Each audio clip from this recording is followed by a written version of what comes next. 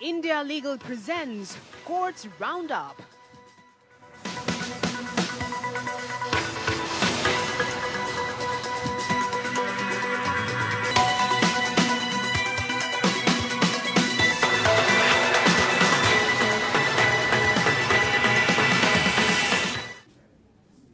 नमस्कार, आप देख रहे हैं हमारी खास पेशकश कोर्ट्स राउंडअप। मैं हूं आपके साथ रेशु त्यागी। इस बुलेटिन में अगले आधे घंटे हम आपको कोर्ट से जुड़ी तमाम छोटी बड़ी खबरों से रूबरू करवाएंगे। कोर्ट की कार्यवाही और सुप्रीम कोर्ट से लेकर हाई कोर्ट और लोअर कोर्ट्स तक के फैसलों को आपके सामने रखेंगे। लेकिन आगे बढ़ने से पहले एक नजर डालते हैं हेडलाइंस पर। सुप्रीम कोर्ट ने अडानी हिंडनबर्ग मामले में सेबी की जांच ठहराई उचित। दूसरी जांच एजेंसी से जांच की मांग को ठुकराया। कहा, असत्यापित प्रेस रिपोर्ट पर निर्भरता है गलत।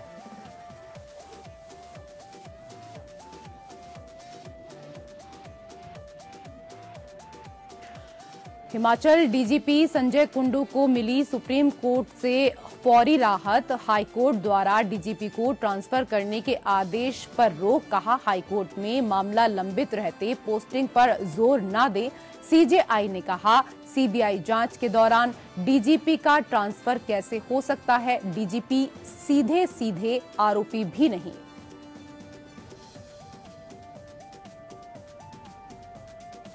महुआ मोइत्रा को सुप्रीम कोर्ट से फिलहाल नहीं मिली कोई राहत। महुआ की लोकसभा कार्यवाही में हिस्सा लेने की मांग रद्द। अभिषेक मनु सिंघवी की निलंबन आदेश पर रोक लगाने और फरवरी में सुनवाई करने की अपील भी खारिज। लोकसभा सेक्रेटरी जनरल से 3 हफ्ते में जवाब तलब।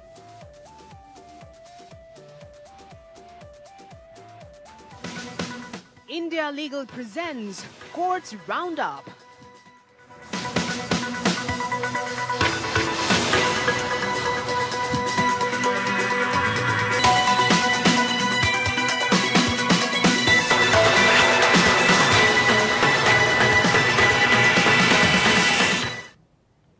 कोर्ट से जुड़ी खबरें अब विस्तार से। सुप्रीम कोर्ट ने अडानी हिंडनबर्ग मामले पर फैसला सुना दिया है। सेबी की जांच रिपोर्ट में दखल देने से सुप्रीम कोर्ट ने इनकार कर दिया। 3 जजों की बेंच ने कहा कि सेबी की जांच उचित है और वो इस मामले की जांच के लिए सक्षम एजेंसी है। कोर्ट ने सीबीआई से जांच की मांग से मना कर दिया है। कोर्ट ने कहा कि अडानी हिंडनबर्ग विवाद में सेबी द्वारा कोई नियामक विफलता नहीं हुई। असत्यापित प्रेस रिपोर्ट पर निर्भरता गलत है।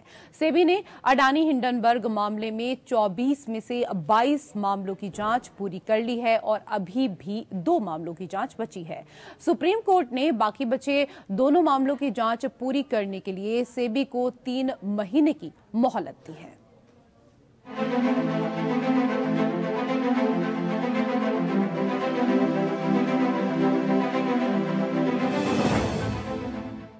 सुप्रीम कोर्ट ने अडानी हिंडनबर्ग मामले में फैसला सुनाया है। सुप्रीम कोर्ट ने हिंडनबर्ग रिसर्च रिपोर्ट में अडानी समूह की कंपनियों के खिलाफ धोखाधड़ी के आरोपों की किसी वैकल्पिक एजेंसी से जांच कराने की मांग से इनकार कर दिया है।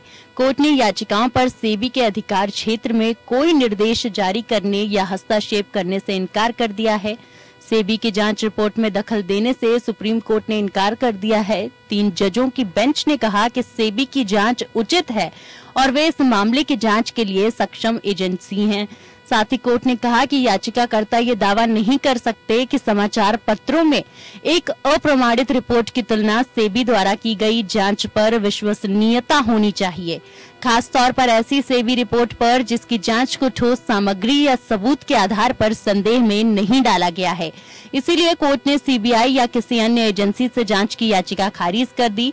कोर्ट ने कहा कि इस मामले में जांच स्थानांतरित करने का कोई आधार नहीं है और ऐसी याचिका केवल तभी जायज है जब जानबूझकर नियमों का उल्लंघन किया गया हो। प्रधान न्यायाधीश डीवाई चंद्रचूड़, जस्टिस जेबी पारदीवाला और जस्टिस मनोज मिश्रा की पीठ ने कहा कि प्रायोजित कानून या डेलीगेटेड लेजिस्लेशन बनाने में सेबी के नियामक डोमेन में प्रवेश करने की सुप्रीम कोर्ट की शक्ति का दायरा सीमित है और न्यायिक समीक्षा का दायरा केवल ये देखने के लिए है कि क्या किसी मौलिक अधिकार का उल्लंघन किया गया है। न्यायालय ने कहा कि सेबी द्वारा कोई नियामक विफलता नहीं हुई है और सेबी से प्रेस रिपोर्टों के आधार पर अपने कार्यों को जारी रखने की उम्मीद नहीं की जा सकती है। हालांकि ऐसी रिपोर्ट सेबी के लिए इनपुट के रूप में कार्य कर सकती है। सेबी ने अडानी हिंडनबर्ग मामले में 24 से 22 मामलों की जांच पूरी कर ली है और अभी भी 2 मामलों की जांच बची है। बता दें कि सुप्रीम कोर्ट ने बाकी बचे दोनों मामलों की जांच पूरी करने के लिए सेबी को 3 महीने की मोहलत दी गई है।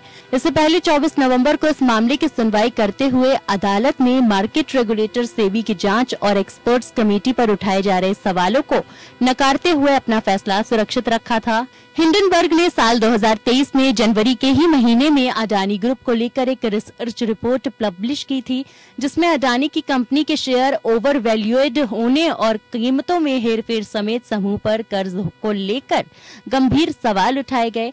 हिंडनबर्ग रिपोर्ट में शेयर की कीमतें बढ़ाकर समूह की ओर से धोखाधड़ी का आरोप लगाया गया। रिपोर्ट्स के कारण विभिन्न अडानी कंपनियों के शेयर मूल्य में कथित तौर पर $100 बिलियन की गिरावट आई थी। Bureau report, APN. और उधर सुप्रीम कोर्ट ने हिमाचल प्रदेश के डीजीपी के आयुष विभाग में तबादले पर रोक लगा दी है। सुप्रीम कोर्ट ने कहा कि उच्च न्यायालय के फैसले के अनुसार राज्य द्वारा पारित आदेश को तब तक प्रभावी नहीं किया जाना चाहिए जब तक कि हिमाचल प्रदेश उच्च न्यायालय कुंडू के रिकॉल आवेदन पर फैसला नहीं ले लेता। 26 दिसंबर को हिमाचल प्रदेश उच्च न्यायालय ने राज्य सरकार को एक व्यवसायी के आरोपों की निष्पक्ष जांच सुनिश्चित करने के लिए डीजीपी और पुलिस अधीक्षक कांगड़ा को अन्य पदों पर स्थानांतरित करने का आदेश दिया था।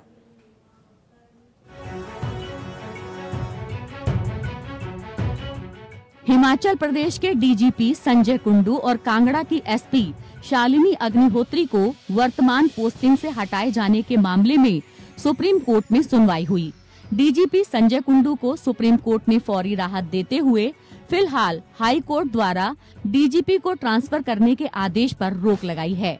सीजेआई की अध्यक्षता वाली बेंच ने डीजीपी को हिमाचल हाई कोर्ट में उसके द्वारा दिए गए आदेश को वापस लेने की अर्जी दाखिल करने और हाई कोर्ट से इस अर्जी पर 2 हफ्ते में फैसला करने को कहा है। सीजेआई डीवाई चंद्रचूड़, न्यायमूर्ति जेबी पारदीवाला और न्यायमूर्ति मनोज मिश्रा की पीठ ने कहा कि उच्च न्यायालय के फैसले के अनुसार राज्य द्वारा पारित आदेश को तब तक प्रभावी नहीं किया जाना चाहिए जब तक कि हिमाचल प्रदेश उच्च न्यायालय कुंडू के रिकॉल आवेदन पर फैसला नहीं ले लेता। साथ ही कोर्ट ने कहा कि हाई कोर्ट में मामला लंबित रहते हुए उन्हें आयुष मंत्रालय में पोस्टिंग पर जाने के लिए जोर न दिया जाए। कोर्ट में इस मामले पर 4 जनवरी गुरुवार को सुनवाई होने की उम्मीद है। शीर्ष अदालत ने कुंडू को 26 दिसंबर 2023 को पारित आदेश को वापस लेने के लिए एक आवेदन के साथ उच्च न्यायालय जाने की स्वतंत्रता दी। सीजेआई ने सुनवाई के दौरान पूछा कि मामले की सीबीआई जांच के दौरान आरोपी एसपी का तबादला तो किया जा सकता है, लेकिन डीजीपी का ट्रांसफर कैसे हो सकता है, जबकि डीजीपी सीधे सीधे आरोपी भी नहीं है। इस मामले में एक एफआईआर गुरुग्राम में और दूसरी मैक्लोडगंज में दर्ज की गई है। वहीं डीजीपी संजय कुंडू के वकील मुकुल रोहतगी ने कहा कि एफआईआर में कुंडू का कहीं भी नाम नहीं है। एफआईआर देखा जा सकता है, जबकि हाईकोर्ट ने उनको अपना पक्ष रखने का समुचित अवसर नहीं दिया और आदेश जारी कर दिया। दरअसल हिमाचल हाईकोर्ट ने कांगड़ा के पालमपुर से संबंध रखने वाले कारोबारी निशांत से जुड़े मामले में निष्पक्ष जांच सुनिश्चित करने के लिए डीजीपी और एसपी कांगड़ा को वर्तमान पोस्टिंग से हटाने के मामले पर जनवरी को होने वाली अगली सुनवाई तक निर्णय लेने का निर्देश दिया था। इस आदेश को सुप्रीम कोर्ट में चुनौती दी गई है। 26 दिसंबर को हिमाचल प्रदेश उच्च न्यायालय ने राज्य सरकार को व्यवसायी के आरोपों की निष्पक्ष जांच सुनिश्चित करने के लिए डीजीपी और पुलिस अधीक्षक कांगड़ा को अन्य पदों पर स्थानांतरित करने का आदेश दिया था। शिकायतकर्ता व्यवसायी ने अक्टूबर 2023 में उच्च न्यायालय को एक ईमेल में एक व्यावसायिक विवाद के सिलसिले में उसे और उसके परिवार को धमकी देने का आरोप लगाया था, जिसके कारण उच्च न्यायालय ने स्वतः संज्ञान लेते हुए कार्यवाही शुरू की थी। ये धमकियां कथित तौर पर एक सेवानिवृत्त आईपीएस अधिकारी और एक वकील की ओर से आ रही थीं। कोर्ट को बताया गया कि शिकायतकर्ता को डीजीपी कार्यालय से लगातार फोन आ रहे थे। शिमला के पुलिस अधीक्षक द्वारा प्रस्तुत रिपोर्ट के आधार पर उच्च न्यायालय ने अपने 26 दिसंबर के आदेश में दर्ज किया कि डीजीपी शिकायतकर्ता के बिजनेस पार्टनर के संपर्क में थे और उन्होंने बार बार उनसे संपर्क करने की कोशिश की थी। Bureau report, APN.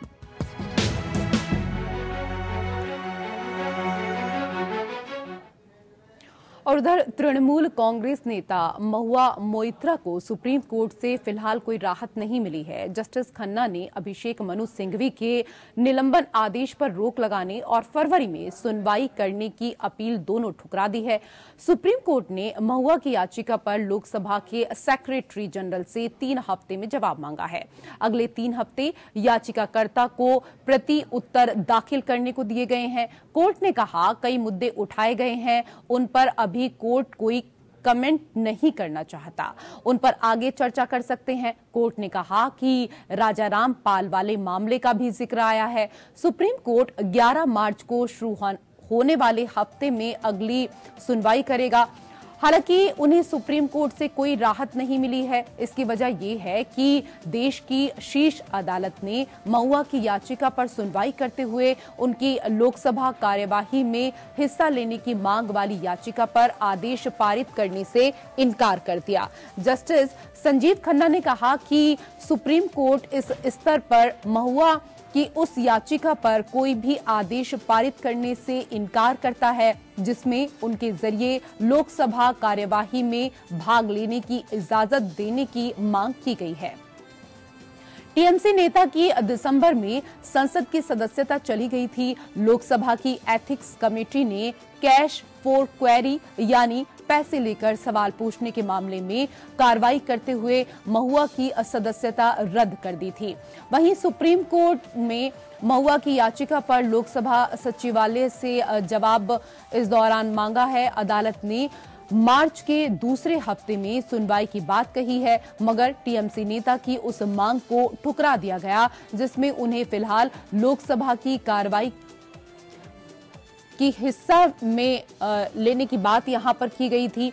महुआ की सदस्यता जाने के बाद शीतकालीन सत्र के दौरान 150 के करीब विपक्षी सांसदों को भी निष्कासित किया गया था। कांग्रेस समेत तमाम विपक्षी दलों ने इस मुद्दे पर काफी हंगामा भी किया था। जस्टिस संजीव खन्ना और जस्टिस दीपांकर दत्ता की पीठ ने कहा कि लोकसभा सचिवालय को नोटिस जारी करते हुए कहा कि एक मुद्दा लोकसभा की कार्रवाई की समीक्षा करने के लिए अदालत का अधिकार क्षेत्र है। लोकसभा सचिवालय को 3 हफ्तों में जवाब देना होगा और उसके बाद याचिकाकर्ता अगर चाहेगा तो उसके पास भी जवाब दाखिल करने का विकल्प होगा। इस मामले पर अगली सुनवाई 11 मार्च 2024 को होने वाली है।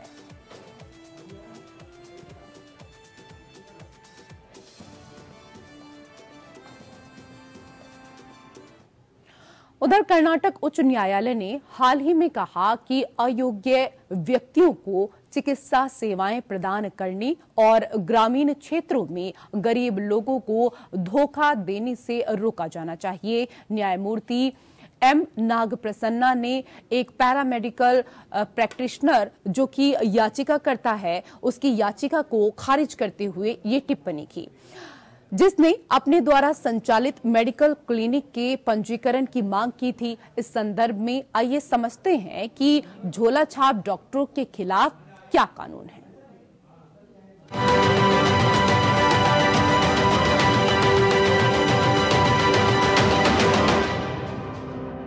इंडिया में मेडिकल कॉलेज को कम्पीट करना और उसे हटाना जितना जरूरी हेल्थ केयर प्रोवाइडर्स के लिए है उतना ही जरूरी पब्लिक के लिए भी है।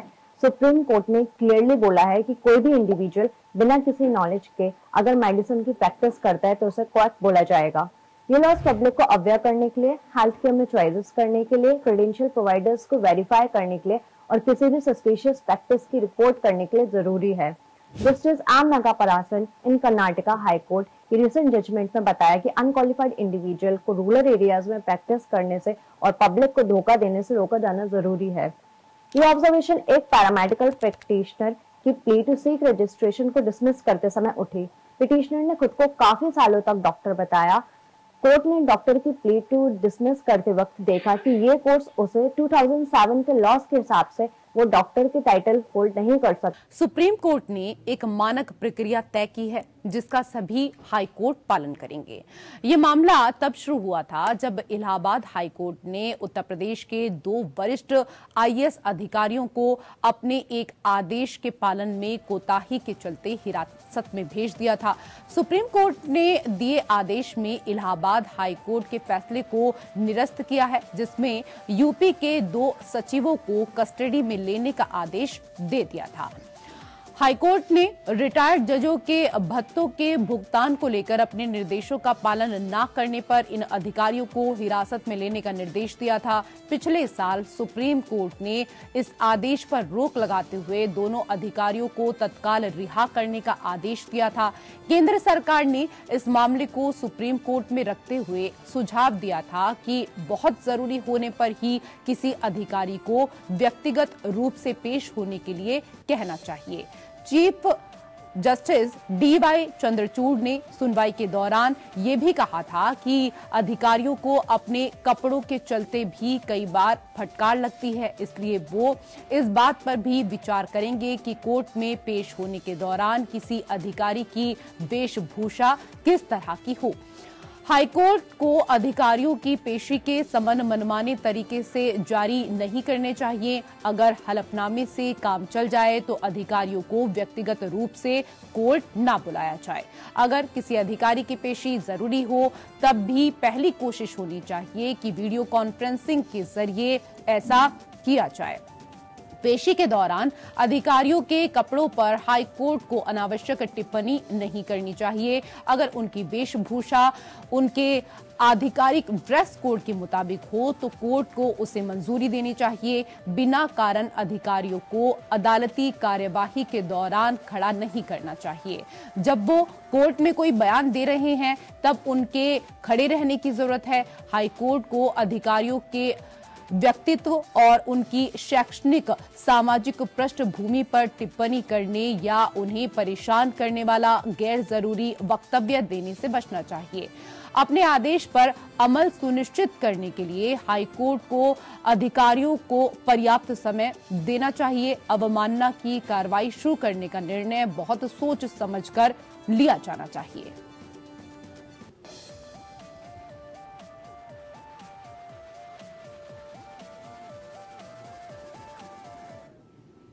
और उधर ज्ञानवापी के सील एरिया की सफाई की मांग को लेकर दाखिल अर्जी पर हिंदू पक्ष ने की जल्द सुनवाई की मांग को CJI के सामने उठाया गया। हिंदू पक्ष की ओर से वकील विष्णु शंकर जैन की ओर से कथित शिवलिंग वाले सील वजूखाने की सफाई कराने की मांग पर सुप्रीम कोर्ट ने आदेश जारी करने का भरोसा दिया। दरअसल ज्ञानवापी परिसर में सील एरिया की सफाई की मांग करते हुए दाखिल हिंदू पक्ष ने अपनी याचिका में सर्वे के दौरान मिले कथित शिवलिंग वाले सील वजूखाने की सफाई कराने के लिए वाराणसी के जिला मजिस्ट्रेट को आदेश दें कि वो टैंक की सफाई कराएं। अर्जी में कहा गया कि मई 2022 में मुस्लिम पक्ष के द्वारा बनाए गए वजूखाने की सफाई नहीं हुई है, जिसकी वजह से पिछले साल 20 से 25 दिसंबर के बीच मछलियों की मौत हो गई। इस वजह से वजूखाना जिसमें सर्वे में मिला कथित शिवलिंग अपवित्र हो गया है। ये हिंदू धर्म की आस्था के विपरीत है। ऐसे में टैंक की सफाई का आदेश दें। अर्जी के मुताबिक जब इस मामले में हिंदू पक्ष की तरफ से मछलियों को वजूखाने से ट्रांसफर करने के लिए उस दौरान अर्जी सिविल कोर्ट में दाखिल की गई थी, तो उस दौरान अंजुमन इंतजामिया की तरफ से मछलियों को हटाए जाने का विरोध किया गया था। यही कारण है कि आज यह मछलियां वहां मर चुकी हैं।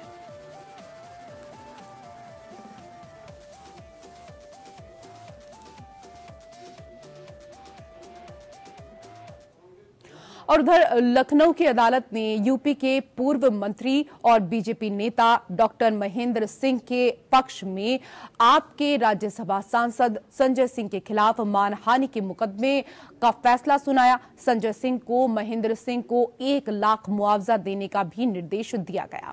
ये मुआवजा अनिवार्य रूप से संजय सिंह की अपमानजनक टिप्पणियों के जवाब में महेंद्र सिंह वादी द्वारा दायर किया गया, जिसमें महेंद्र सिंह जो कि तत्कालीन राज्य जल शक्ति मंत्री थे, उन पर राज्य सरकार की जल जीवन मिशन योजना के भीतर भ्रष्टाचार में शामिल होने का आरोप लगाया गया था। अदालत ने संजय सिंह को उक्त प्रेस कॉन्फ्रेंस के बारे में वीडियो फुटेज और सोशल मीडिया पोस्ट को भी हटाने का निर्देश दिया, जिसमें उन्होंने महेंद्र सिंह के खिलाफ अपमानजनक भाषा का इस्तेमाल किया था। अगस्त 2021 में संजय सिंह ने लखनऊ में प्रेस कॉन्फ्रेंस को संबोधित किया, जिसमें उन्होंने आरोप लगाया कि राज्य के जल शक्ति मंत्रालय ने दागी प्रतिष्ठा वाली कंपनी को हजारों करोड़ रुपए के ठेके दिए। उन्होंने तत्कालीन जल शक्ति मंत्री को पानी चोर, भ्रष्ट चोर भी कहा था। चूंकि संजय सिंह उन्हें दिए गए समन के अनुसार अदालत में पेश नहीं हुए, इसलिए मामला 13 अप्रैल 2022 के आदेश के तहत एक पक्षीय रूप से आगे बढ़ा। प्रतिवादी द्वारा अपने सोशल मीडिया अकाउंट पर प्रकाशित बयानों की प्रतियों के साथ साथ वादी के खिलाफ भ्रष्टाचार के आरोप लगाने वाली प्रेस कॉन्फ्रेंस में दिए गए बयानों सहित रिकॉर्ड के अवलोकन से अदालत ने पाया कि प्रतिवादी ने वादी के विरुद्ध अपमानजनक बयान दिए थे। ये देखते हुए कि वादी के खिलाफ आरोप पुलिस जांच में झूठे पाए गए, अदालत ने कहा कि वादी के खिलाफ ऐसे आरोप लगाने का कोई तर्कसंगत आधार नहीं है।